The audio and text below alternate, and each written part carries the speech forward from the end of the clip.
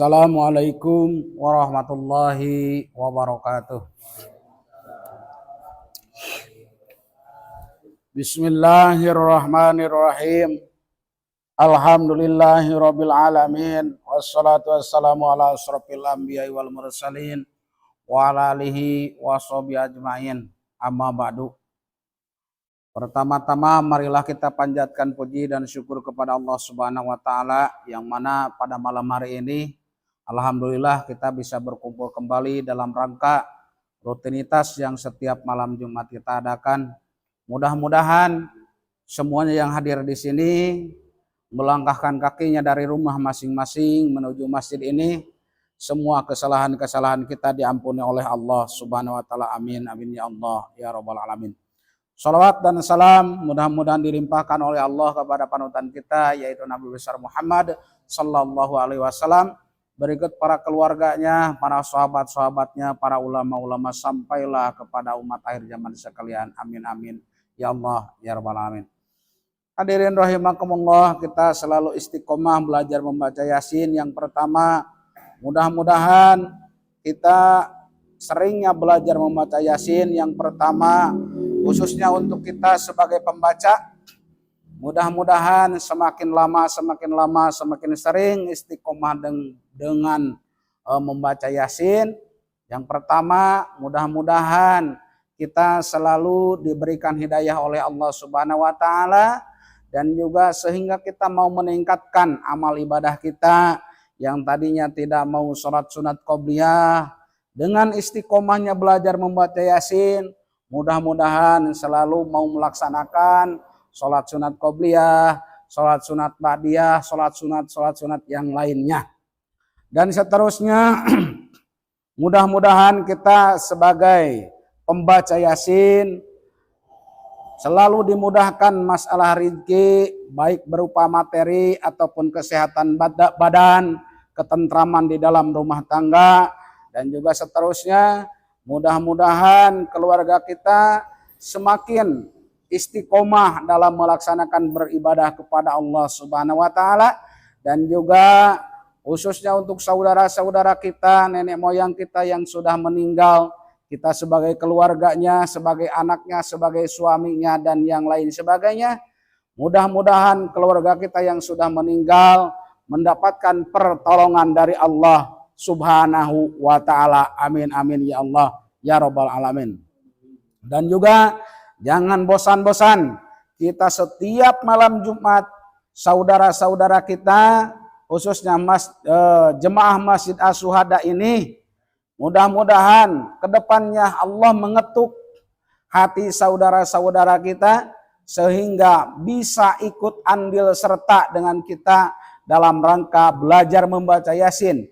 Mereka bukan tidak tahu bahwa belajar ilmu agama hukumnya wajib, dikarenakan hatinya masih juga susah dan kakinya masih berat untuk melangkahkan ke masjid ini. Kita doakan mereka mudah-mudahan ke depannya menggerakkan Allah kepada hati mereka dan melangkahkan kakinya ke masjid ini sehingga ringan untuk belajar membaca Yasin ini. Amin amin ya Allah ya rabbal alamin. Ila hadrati Nabiyil Mustafa Rasulillah sallallahu alaihi wasallam wa ala alihi wa sahbihi wa azwajihi wa dzurriyyatihi wa lil baitihi wa ila hadrati malaikatil muqarrabin wa malaikati katibin wa malaikatus syafa'a wa malaikatu hamalatul arsi malaikat rahmah wa malaikat Jibril wa Mikail wa Israfil wa Izrail munkar nakir wa qidatin malik ridwan alaihimus salam wa ila hadrati wa barakatuh wa karamati sultanul auliya ilahi ta'ala tuan Syekh Qadir Al-Jailani qadasallahu sirrul ajid bi barakati ulumihim wa karomatim wa maunatim li ustadina khususon Syekhuna al-Mukarramah Maki Haji Ahmad Baki bin Bapak Haji Kurdi, Ibu Hajah Qaniyah binti Bapak Madisui, Syekhuna Mukarramah Aki Jana Mustafa bin Syekhuna Mukarramah Ki Haji Ahmad Baki, Syekhuna Mukarram Ki Haji Muhtar Suleh bin Pulan, Syekhuna Mukarram Ki Haji Mamal Mali Murtado bin Syekhuna Mukarramah Ki Haji Ahmad Baki, Syekhuna Mukarram Ki Haji Hilman Abdul Rahman bin Syekhuna Mukarramah Ki Haji Ahmad Baki, Syekhuna Al-Mukarram Ki Haji Ade Muhammad Mansur Somad bin Syekhuna Mukarramah Ki Haji Ahmad Baki, Syekhuna Al-Mukarram Ki Haji Muhtar Ghazali bin Syekhuna Mukarramah Ki Haji Ahmad Baki, Syekhuna Al-Mukarram Ki Haji Sepuluh Yun bin Bulan, Syekhuna Al-Mukarram Kiai Haji Mahmud Munawar bin Syekhuna Mukarramah Kiai Jawan Baqi, Syekhuna Al-Mukarram Kiai Haji Ayyi Mahdi bin Syekhuna Mukarramah Kiai Jawan Baqi, Syekhuna Mukarram Kiai Haji Saifuddin Burqan bin Syekhuna Mukarramah Kiai Jawan Baqi, Syekhuna Mukarram Kiai Haji Burhan Rasyidi bin Syekhuna Mukarramah Kiai Jawan Baqi, Syekhuna Mukarram Kang Habibul Manan bin Syekhuna Mukarramah Kiai Jawan Baqi, Syekhuna Mukarram Kang Haji Acep Sanusi bin Bulan, Syekhuna Mukarram Kiai Abdurrahman bin Pantur, Syekhuna Mukarram Kiai Haji Nur Ceurip, Syekhuna Mukarram Kang Haji Endang Sadul Cikalong, Syekhuna Mukarram Kang Haji Ishak Malaber, Syekhuna Mukarram Kiai Asep Sapri Asamasi, bi barokati ulumihim wa karomatim wa maunatim sohibul wilayah tan kahfi tan baidurit tan Yunus, khususon ila ruhi, silahkan keluarga kita yang sudah meninggal.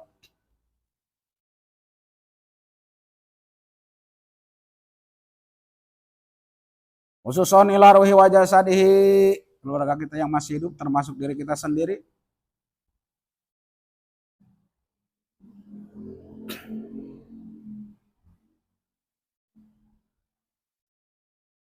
Al-Hadiniyah Al-Fatihah. A'udzu billahi minasy syaithanir rajim. Bismillahirrahmanirrahim.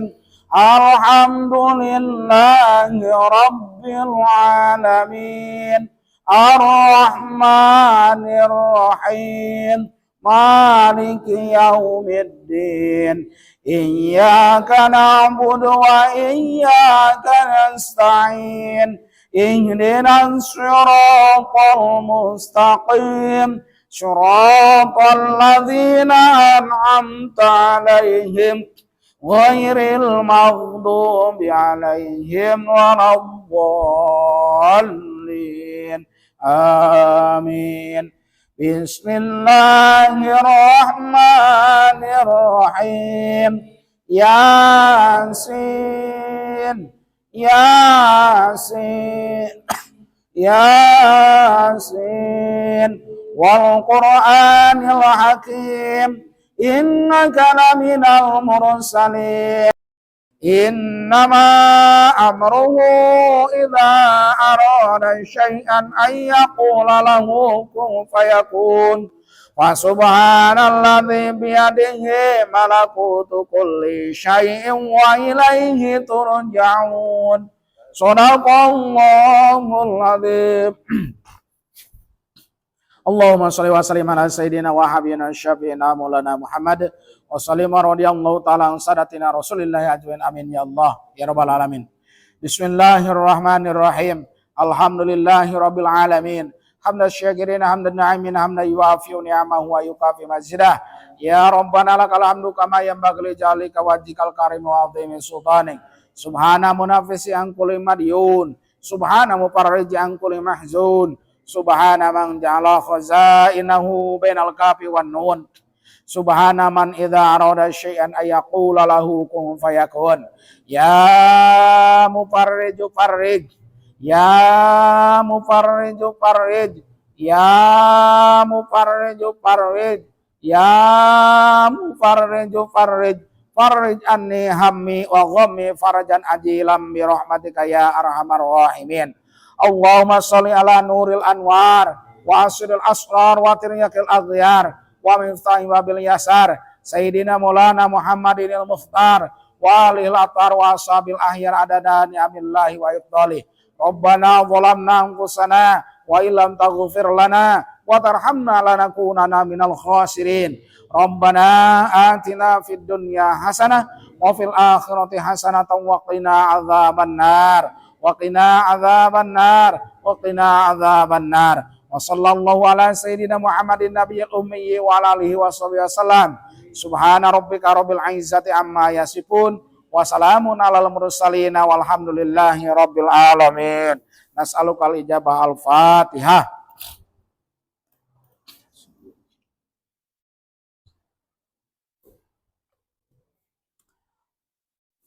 Bismillahirrahmanirrahim.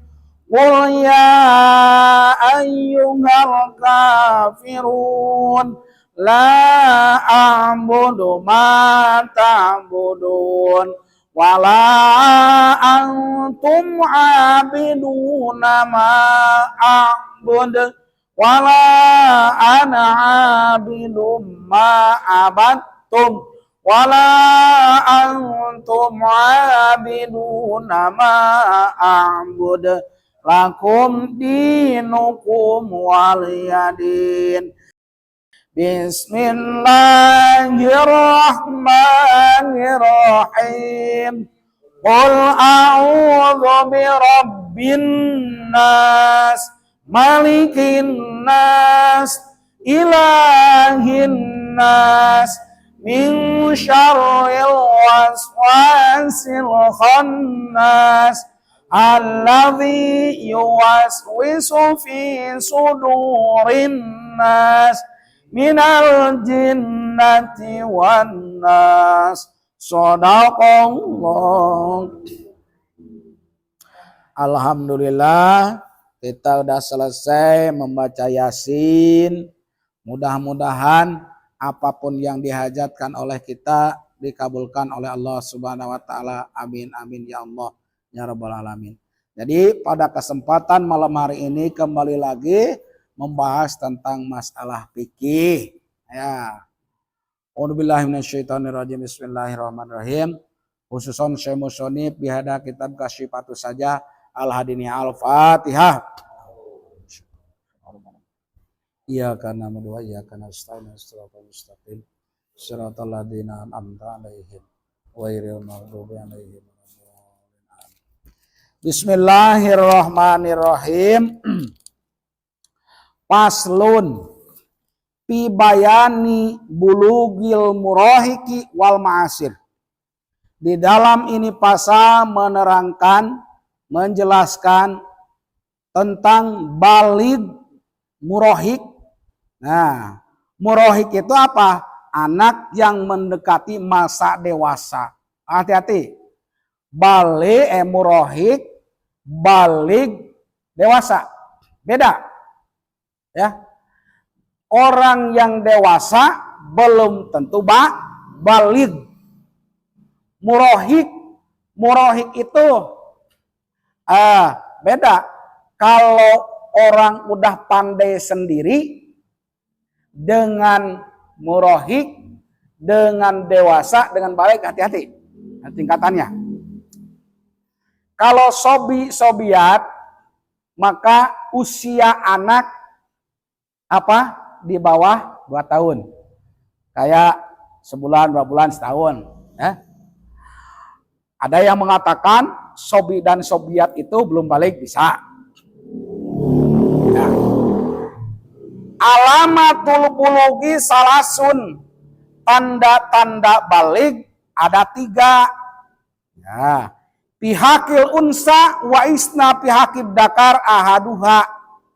Pihakil unsa di haknya unsa wanita, wa isna pihakid dakari, wa isna dan 2 di haknya laki-laki.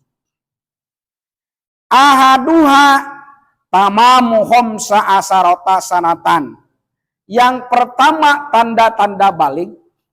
Apa sih baligh? Balago ya blogo baligh, udah sampai. Arti baligh itu udah sampai. Nah, jadi udah sampai apa batasan? Beda. Kalau anak usia dari setahun sampai belum baligh, mau melaksanakan sholat apakah tidak? Belum wajib. Tetapi tidak salah kalau kita mengajarkan kepada anak yang belum baligh. Jangan mengajar kepada anak udah baligh, salah Pak. Jadi mengajar, memberitahu, memberi pelajaran tentang masalah agama bagusnya sebelum baligh. Kalau udah baligh, maka kalau dia tidak pandai jangan menyalahkan kepada anak. Usia 1 tahun, 2 tahun, 3 tahun, ajarkan. Ini kebanyakan anak udah SMP baru disuruh belajar ngaji. Salah. Salah. Salahnya siapa? Orang tua. Hati. Jadi kalau mau diajar anak, disuruh belajar ngaji, belajar sholat, dan tentang masalah agama, harusnya sebelum balik.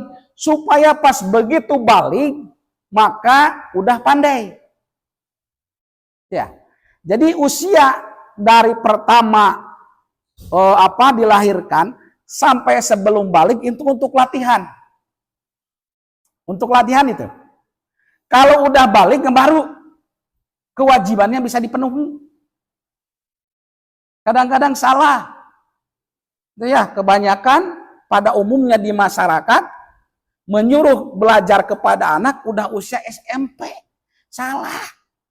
Coba kalau misalkan usia masih kecil 3 tahun, 4 tahun sedang lucu-lucunya belajar Al-Quran, belajar sholat, biarpun salah, hati-hati. Kalau ngajar anak yang belum balik, kalau salah jangan langsung. Tidak sah, jangan. Bahaya tuh. Oh, tidak boleh gini. Ini salah. Udah gitu aja. Jangan pakai dalil itu, ini bahaya. Dikarenakan anak belum mengerti. Ataupun tidak boleh gini, nak, dosa. Udah, itu aja. Jangan pakai dalil. Yo. Jadi yang nomor pertama, tanda-tanda balik, tamamu khomsa asarota sanatan, sudah sempurna usia 15 tahun. Usia 15 tahun itu, tahun apa yang dihitung? Apakah tahun Masehi? Apakah tahun Hijriah? Qomariyatan tajdidiyatan bittifaqi. Tahun Qomariyah adalah tahun Islam yang dipakai. Ya. Dikarenakan apa, Pak? Menghitung tanda balik harus pakai Qomariyah, beda. Bedanya apa? Ya. Kalaulah tahun Qomariyah tadi, tahun Hijriah, ya. Jumlah 1 tahunnya itu adalah 354 hari, 8 jam, 48 menit. 1 tahunnya. Ya. Kalaulah tahun Masehi 365. Berarti cepat tahun Hijriah. Sok, sekarang gini, hitungannya. Kalau maghrib tidak mutlak, tidak tentu jam 6. Maka itu udah pergantian tahun tuh. Misalkan kemarin tanggal 1, maka azan tadi berarti termasuk tanggal 2. Maka kalau menghitung masalah anak, menghitung masalah balik anak, jangan memakai tahun Masehi, pakailah tahun Qomariyah ataupun tahun Hijriah. Ya. Jadi kalau 1 tahun Masehi adalah 365 hari dan 6 jam. Jadi kalau 9 tahun sudah selisih berapa? Mbak, setahun 354 Hijriah.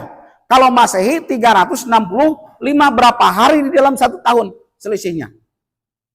Tuh. Kan dah banyak tuh. Makanya harus memakai tahun Masehi Hijriah kita menghitung anak tuh. Sebab itu tadi waktu masalah pergantian. Kadang-kadang ada jam 6 kurang, dah maghrib kan? Tetapi kalaulah pergantian tahun Masehi tetap jam 12.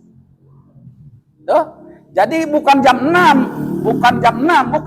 Kalau pergantian Hijriah, tetapi azan maghrib. Bukan jam 6, salah. Kalau Masehi kan jam 12 kan? Kalau Hijriah azan maghrib. Di situ. Sedangkan azan maghrib kan enggak tentu jam 6. Ada yang jam 6 kurang. Tuh. Ada yang jam 6 pas. Tuh. Itu tentang masalah penghitungan 15 tahun tanda-tanda balik. Maka dari itu harus hati-hati dalam menghitung umur anaknya dengan tahun Hijriah. juga dengan tahun Masehi. Jangan sampai hanya dengan tahun Masehi saja. Akibatnya ada sholat atau ibadah yang lain yang ditinggalkan. Tuh. Sampai segitunya para ulama ahli fikih hati-hatinya di dalam masalah menghitung tanda-tanda balik. Kalau kita kebanyakan Masehi aja. Apa-apa Masehi. Coba kalau dilihat dari segi masalah agama tuh. Itu fungsinya. Makanya orang Islam punya kalender sendiri untuk masalah tanda-tanda balik salah satunya. Tuh. Kembali kepada tadi. Tanda balik yang pertama, tamamuhum sa'asarota sanatan, sempurna umur 15 tahun. Bidakari wal unsa, baik di laki-laki ataupun di perempuan. Yang pertama, jikalau anak udah usia 15 tahun, baik laki-laki dan perempuan, maka menyuruh kewajiban tentang masalah agama tidak boleh dipukul. Ya. Jadi yang penting kita memberitahu, ini waktunya sholat, nak, ini waktunya sholat, ini waktunya belajar ngaji.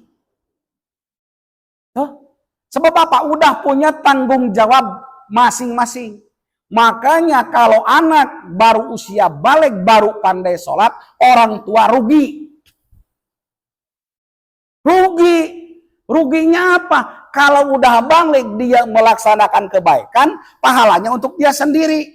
Tetapi kalau belum balik, seumpamanya usia 10 tahun, usia 6 tahun, wudunya udah benar, sholatnya udah benar, membaca Fatihahnya udah benar ketentuan dengan hukumnya, pahalanya untuk kedua orang tuanya. Jadi tidak sia-sia kita mengajarkan anak.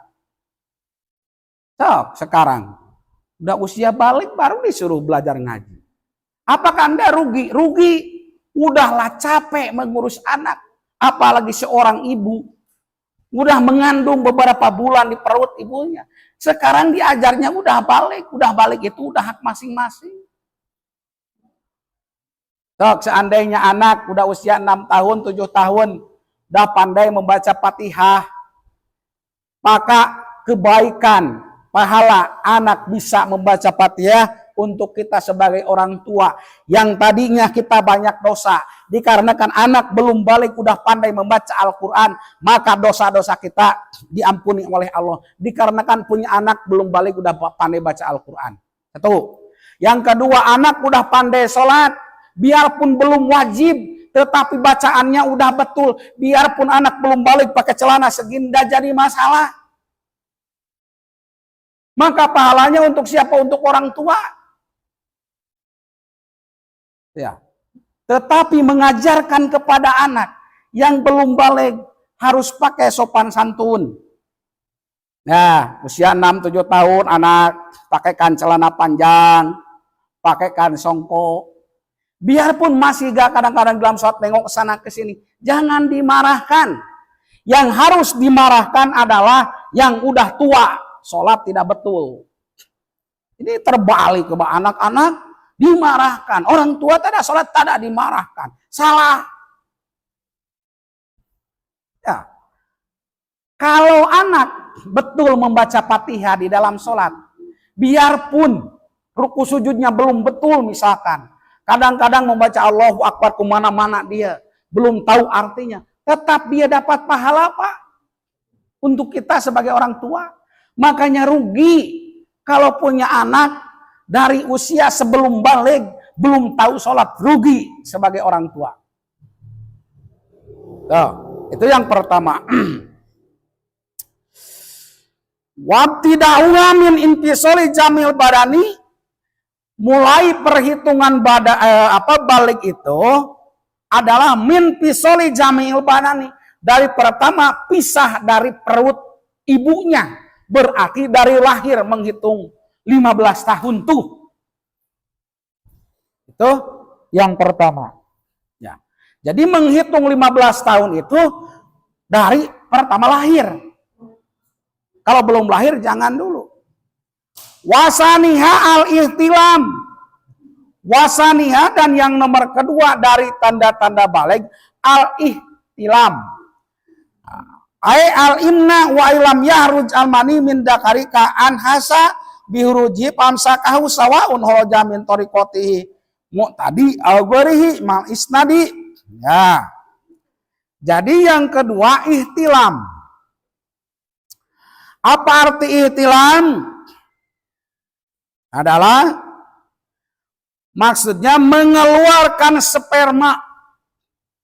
Tanda balik yang nomor kedua udah keluar sperma. Meskipun sperma tersebut tidak keluar secara nyata. Keluar sperma dari mana? Dari zakar. Zakar siapa? Zakar murohik. Makanya kita sebagai orang tua, kalau punya anak, harus diperhatikan.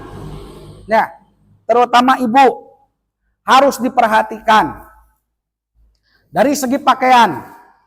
Misalkan ini belum usia 15 tahun nih laki-laki seumpama. Perhatikan celananya. Nah, apakah anak ini udah pernah belum keluar air sperma? Kenapa? Kalau memang kita diabaikan kepada anak, masa bodoh terserah anak. Kita juga pak dosanya. Mungkin balik lagi pada diri kita. Mungkin kita sebagai orang tua malas untuk ibadah, malas untuk berbuat baik. Mungkin salah satunya mengabaikan amanat Allah itu tadi. Makanya jangan terlalu, bukan tidak boleh, jangan terlalu menyalahkan kepada anak. Boleh nyalahkan, tetapi jangan terlalu sedikit-sedikit dasar kau. Jangan. Koreksi dulu kitanya sebagai orang tuanya. Ya. Yang kedua tadi keluar air sperma dari dakar. Merasa keluar sperma, kemudian ia menahannya. Baik sperma itu keluar dari jalur biasa atau keluar dari jalur tidak biasa. Misalkan anak ini keluar air sperma dari kemaluannya, berarti udah tanda balik. Terus lagi, baik sperma itu keluar saat tidur ataupun saat sadar. Kalau misalkan kita punya anak laki-laki, mohon maaf, kalau kelihatan dari segi penampilannya, cara gayanya, maka kita sebagai orang tua harus berhak mengecek. Jangan sampai dibiarkan. Udahlah di dunia merepotkan kepada orang tua. Jangan sampai nanti kita juga direpotkan lagi gara-gara anak. Ya. Kita rajin ibadah anak masa bodoh. Salah. Kalau kita sayang kepada anak, justru dari kecil arahkan kepada jalan yang baik menurut hukum agama. Sayang kepada anak, biarkan semaunya anak. Salah itu. Salah. Itu namanya pembodohan. Bukan mendidik. Kalau sayang kepada anak usia 2-3 tahun, belajarkan Al-Quran. Diajarkan bacaan bismillah. Diajarkan tentang masalah rukun iman, rukun Islam. Ini terbalik. Pada umumnya, orang tua sayang kepada anak, apapun yang dimaukan oleh anak diikuti. Salah. Coba arahkan anak itu kepada jalan yang benar.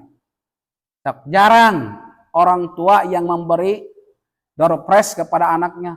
Nah, kalau kamu dalam jangka 6 bulan, hafal sekian surat, ini hadiahnya. Jarang. Tetapi kalau sekolah, kalau kamu juara 1, mau sholat, mau tidak, mau hafal Al-Quran, mau tidak, yang penting juara 1, berikan ini.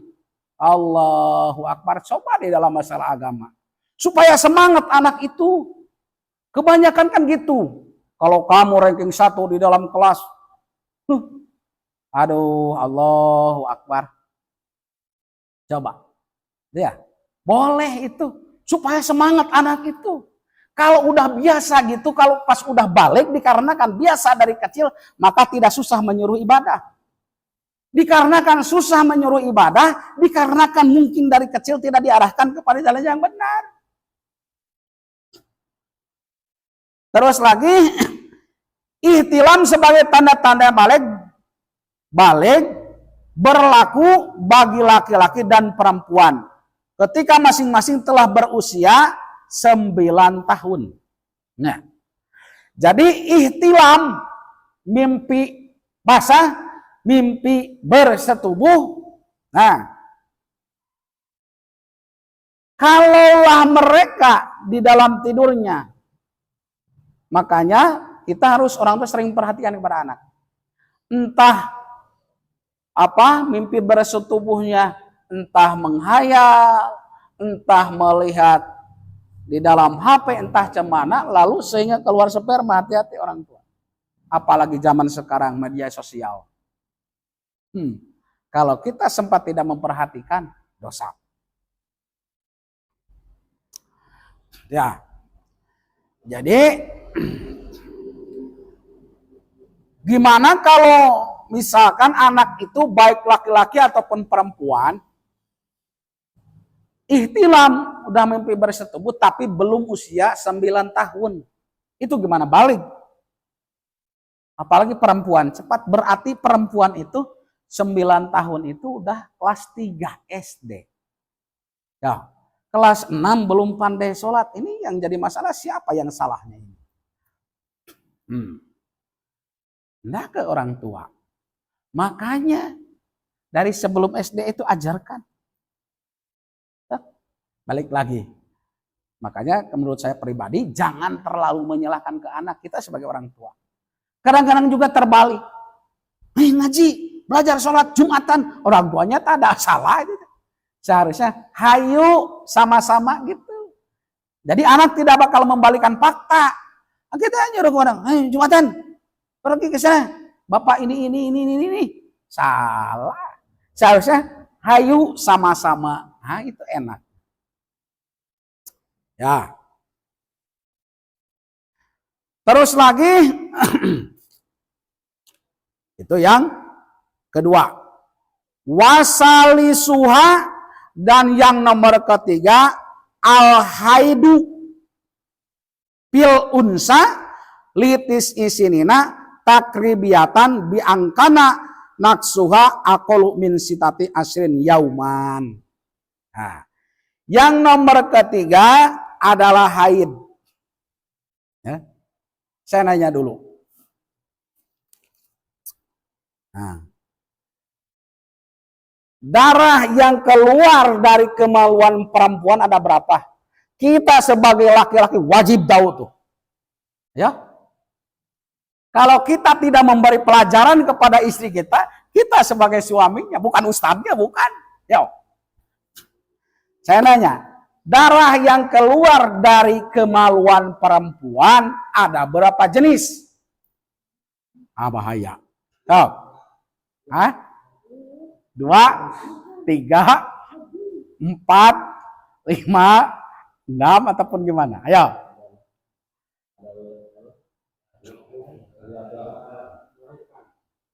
Darah haid dengan melahirkan gitu ya. Jadi ada berapa? 3 kan? Yuk kita hitung.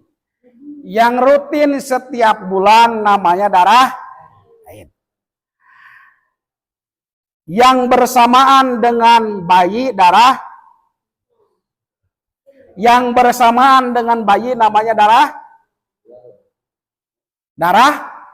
wiladah bahasa Arabnya. Sesudah melahirkan keluar bayi, berhenti sebentar, keluar lagi darah nifas. Satu lagi, kalau misalkan perempuan usia haidnya kebanyakan 15, 2 minggu. Ternyata lebih dari 15 hari itu namanya darah istihadah. Berarti jumlahnya ada 4 kali 5. Haid, wiladah, nifas, istihadah, berarti 4. Itu harus tahu. Kita sebagai laki-laki harus paham. Nah, nanya lagi. Apakah setiap darah keluar dari kemaluan perempuan itu dinamakan haid? Apakah tidak jikalau bukan darah melahirkan dan nifas?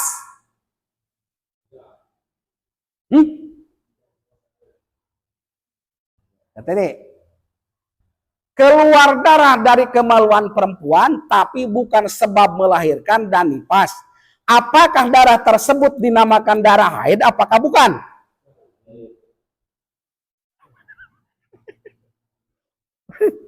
Hati. Lihat dulu.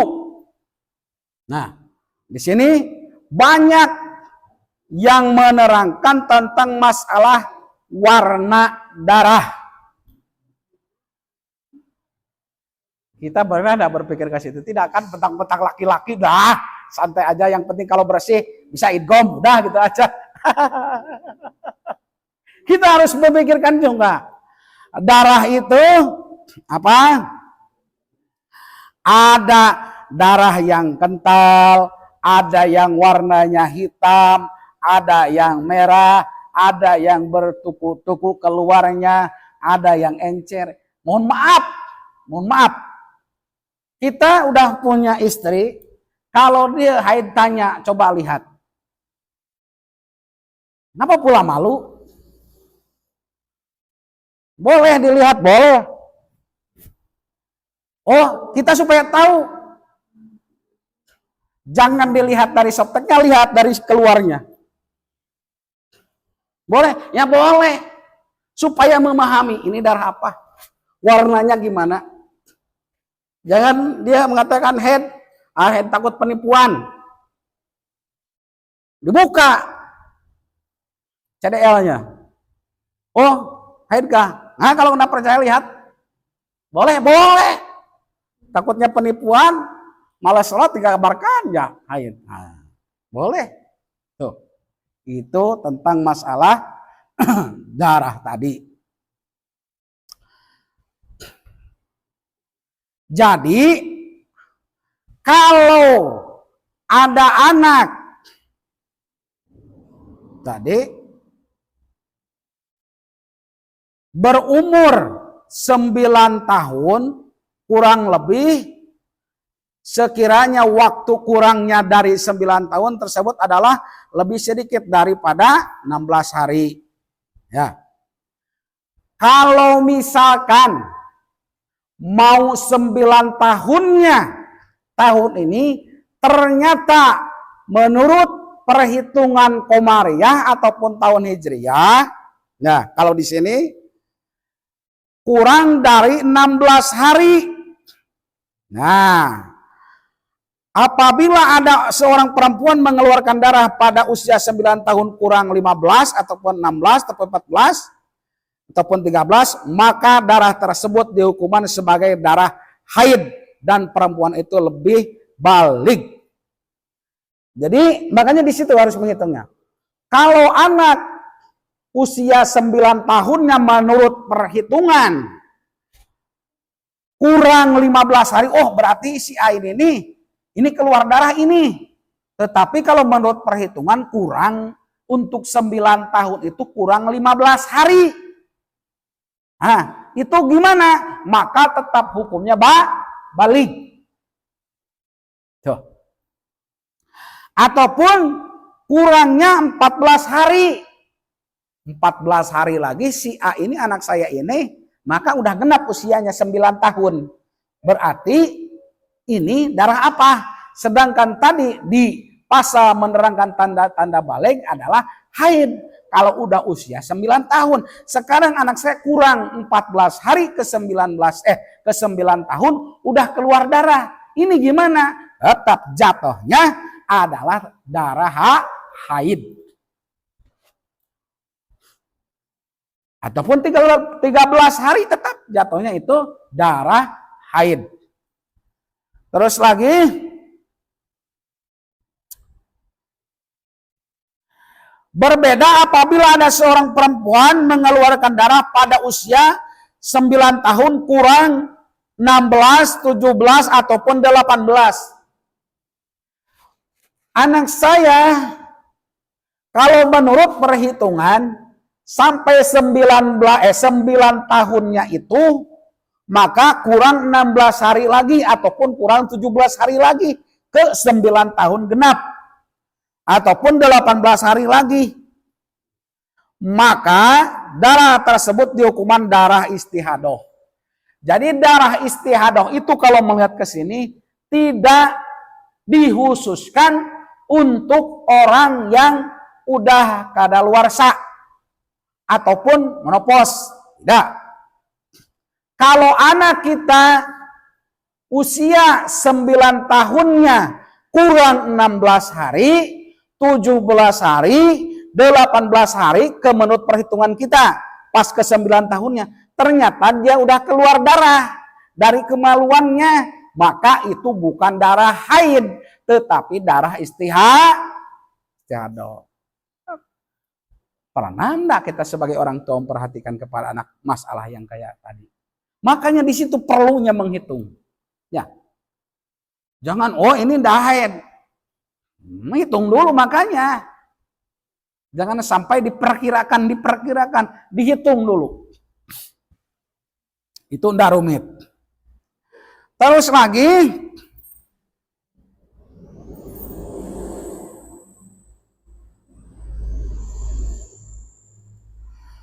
kalau hunsa, nah, jadi manusia itu ada 3 jenis. Laki-laki, perempuan, setengah laki-laki, setengah perempuan. Kalau hunsa, beda dengan bencong. Kalau hunsa, mohon maaf, punya kelamin 2. Kelamin laki-laki dengan kelamin perempuan. Kalau bencong yang sekarang wallahu alam bisawab. Kalau yang diterangkan di sini yang namanya bencong atau bahasa Arabnya hunsa punya kelamin 2. Hunsa muskil adalah orang yang memiliki alat kelamin laki-laki dan alat kelamin perempuan ataupun sama sekali tidak memiliki dua-duanya. Mohon maaf. Jadi punya kelamin 2 jenis, maka di situ posisinya. Enggak satu di lain, satu di lain. Enggak. Di situ berbarengan. Ya. Ataupun sama sekali tidak mempunyai kelamin. Bisa. Kalau di sini. Jadi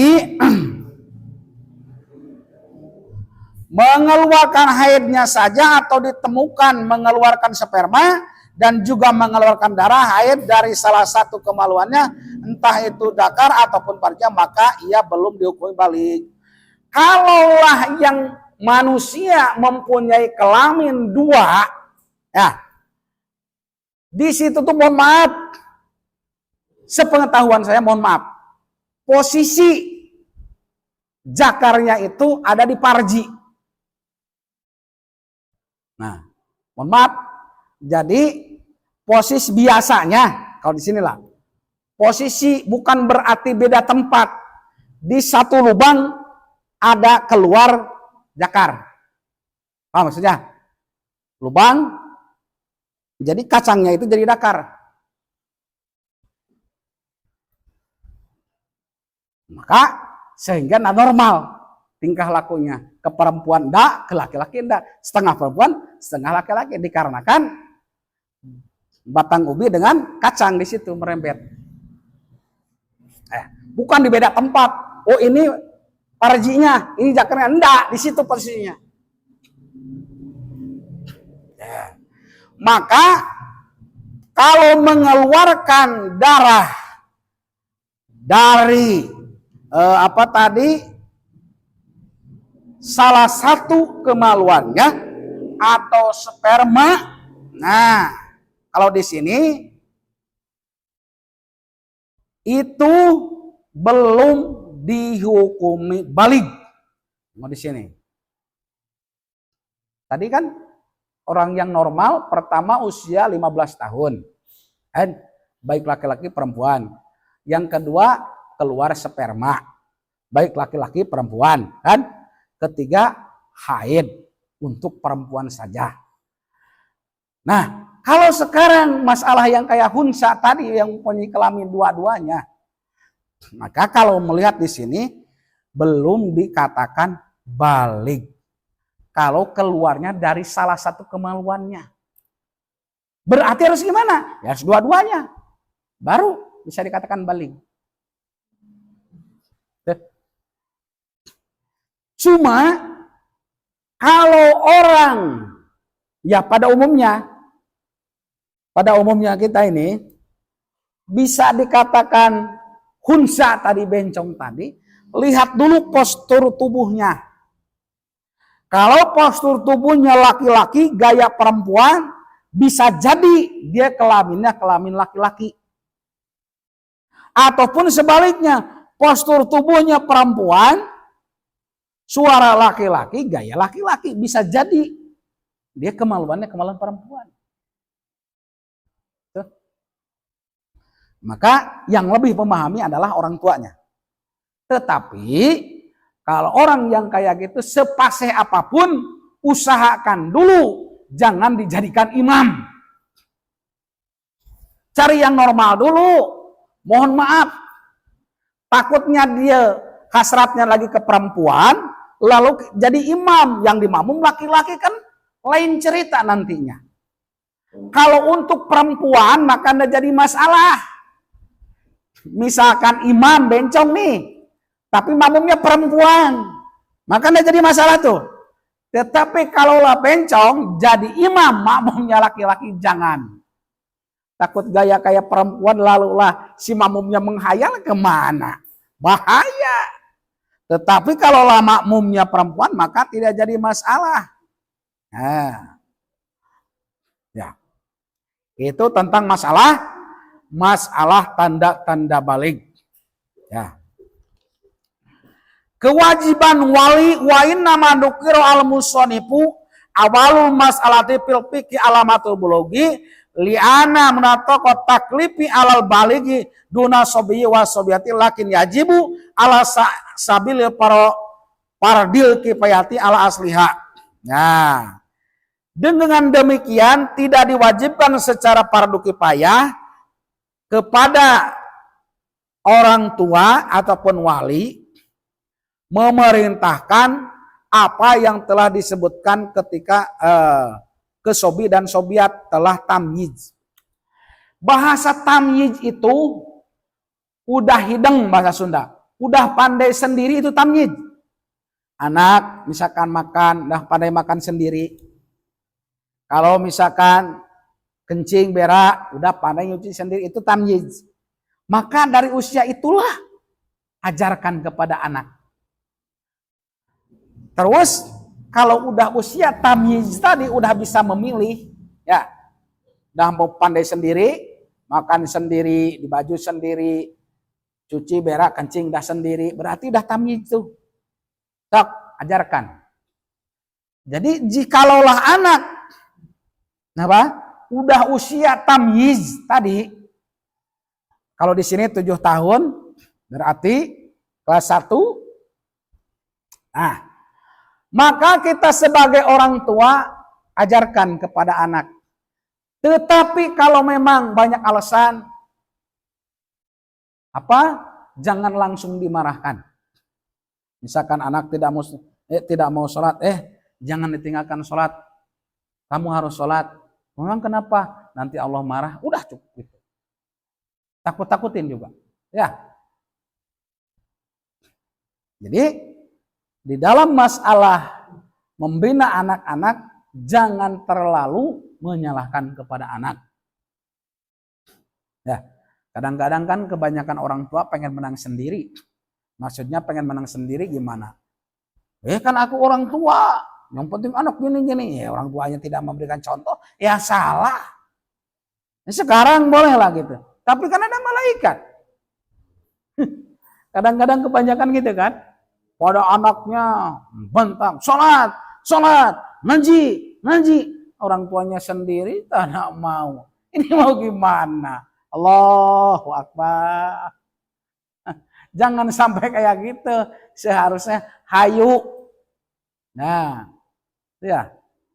Ya kan orang tua, saya sebagai orang tuanya kan mencarikan nafkah. Iya, memang kewajiban.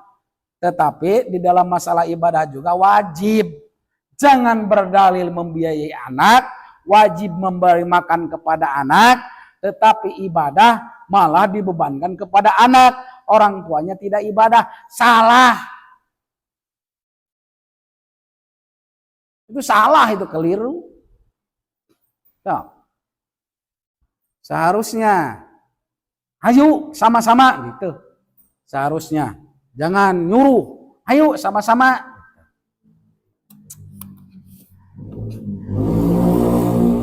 Terus lagi, masih kewajiban seorang wali, orang tua,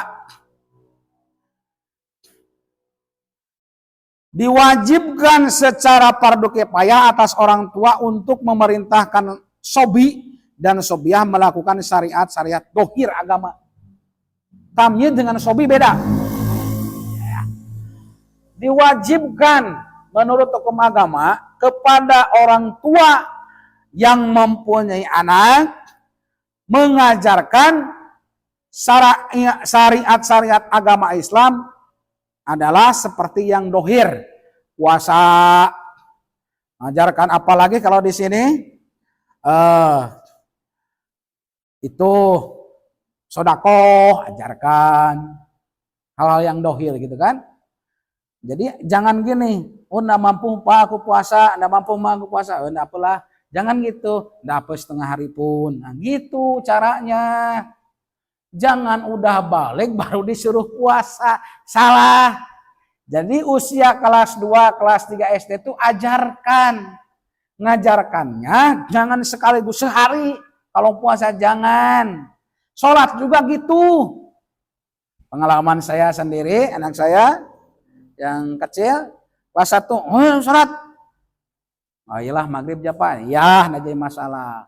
Maghrib ja. Nah kelas 2 dengan isya, ya. Duhur di sekolah, asar nih. Biasa digembleng. Jumatan harus. Oh. Jadi nanti itu udah besar tuh biasa. Jangan udah besar baru diajarkan. Salah. Makanya membangkang anak kepada orang tua, kebanyakannya salah orang tua. Ya. Kadang-kadang usia kelas 4 SD belum tahu apa-apa. Itu anak mau cemana? Belum tahu niat mandi wajib, belum tahu niat wudu, belum tahu batal wudu. Mau gimana? Wala buddha masih gotil amri minat tadi kayakula laha lahuma solian wala dorbatakuma. Dalam memberikan perintah kepada anak tersebut, orang tua wajib menggunakan pernyataan perintah yang disertai menakut-nakuti seperti orang tua berkata kepada anak, sholat, jika kalian tidak sholat, maka aku akan memukul kalian.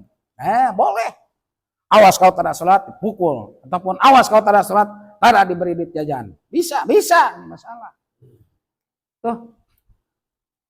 Kalau udah besar kan lain. Banyak alasan. Bisa-bisa juga menipu kepada orang tua. Udah sholat nak? Udah, padahal tidak. Kadang-kadang disuruh sholat, aduh capek Pak baru pulang sekolah, aduh inilah itulah. Itu dikarenakan dari kecilnya. Coba kalau dari kecilnya diarahkan. Ya. Jadi kita sebagai orang tua wajib mengetahui keberadaan anak kita. Jangan sampai apa?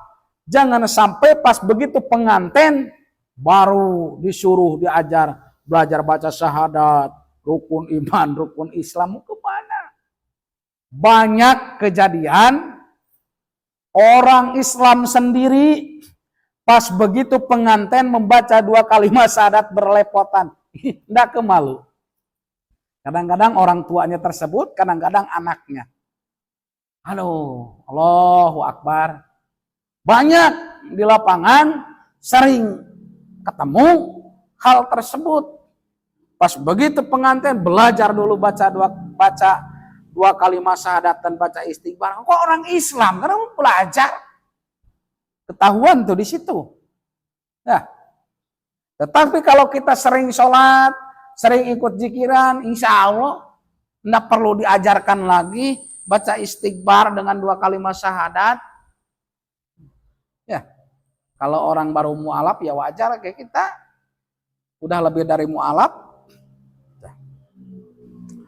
Jadi kesimpulan pada kesempatan malam hari ini membahas tentang tanda-tanda balik. Tanda-tanda balik ada 3. Yang pertama, tamamum sa'asarata sanatan fid dzakari wal unsa, sempurna usia 15 tahun di laki-laki dan di perempuan menghitung tahun komariah. Yang kedua adalah tadi ihtilam. Ya. Yang kedua adalah ihtilam, mimpi basah ataupun mimpi bersetubuh ataupun keluar air sperma. Jadi banyak jenis. Yang penting keluar air sperma, baik disengaja ataupun tidak, maka tetap balik. Yang ketiga adalah haid fil unsa litis isinina. Haid di perempuan karena usia 9 tahun menurut perhitungan komariah ataupun hijriyah. Tuh. Dikarenakan apa? Perbedaannya tadi jauh. Kalaulah komariah tadi, kalaulah masehi adalah tadi 365 hari 6 jam. Tuh. Kalaulah hijriyah 354 hari 8 jam 48 menit. Berarti di dalam 1 tahunnya lumayan juga bedanya. Ya. Dan juga seterusnya kita sebagai orang tua wajib hukumnya memerintahkan, mengajarkan kepada anak tentang masalah agama Islam. Baik yang segi dohir kayak puasa, zakat, dan yang lainnya, belajar sholat, wudhu, yang segi dohir. Jangan dibahas dulu dengan anak bahwa apa, syaratnya ada sekian. Jangan dulu. Yang penting udah tahu wudhunya. Misalkan gini, ya pengalaman anak saya, adakah? Kalaulah kita yang udah dewasa, udah balik, udah wudhu kencing, wudhu lagi, kalau dia enggak, udah wudhu kencing. Jadi bahasanya anak saya, boleh Pak kalau untuk Arifin, gitu, dikarenakan belum balik, juga ketawa saya. Udah, saya membalikan gitu. Kalau Bapak tidak boleh, kalau Arifin boleh dikarenakan belum balik gitu. Ya Allah ya Karis, segitu ya. Bingung ngomongnya, coba lagi, dan jadi biarkan dia sholat. Padahal gitu maksud saya tuh, udah wudhu lagi. Jawabannya gitu, memang betul menurut hukum agama. Untuk anak belum balik, udah wudhu kencing, nggak mau wudhu lagi saat nggak jadi masalah. Dikarenakan belum balik ya memang betul, gitu kan. Sering gitu tuh. Nah, tapi tetap diajarkan, jangan sampai kayak tadi, oh tidak sah kalau sholat, jangan gitu. Udah jadi masalah besok-besok ini, besok, nah gitu ya. Ya, tentang masalah mengajar kepada anak. Jadi jangan sampai udahlah kita punya anak di alam dunia menyusahkan orang tua dari pertama ngandung dan seterusnya sampailah balik, lalulah nanti di akhirat dikarenakan kita tidak bisa menjaga amanah sebagai orang tua, lalulah menjerumuskan orang tua masuk ke neraka. Hati-hati. Ya. Jadi amanah jangan disia-siakan. Kalau menyia-nyiakan amanah adalah dosa. Mungkin hanya itu saja yang bisa saya sampaikan pada kesempatan malam hari ini. Mohon maaf apabila ada kata-kata yang salah, yang tidak pas dengan keterangannya. Itu murni kesalahan, kebodohan, kekurangan saya. Jikalau ada kata-kata yang pas dengan sesuai keterangan para ulamanya, dengan kitabnya, itu kebenaran dari Allah Subhanahu wa taala. Wabillahi taufiq hidayah. Wassalamualaikum warahmatullahi wabarakatuh. Adil Katalino Bacuramin Kasaruga Basengat Kajibata.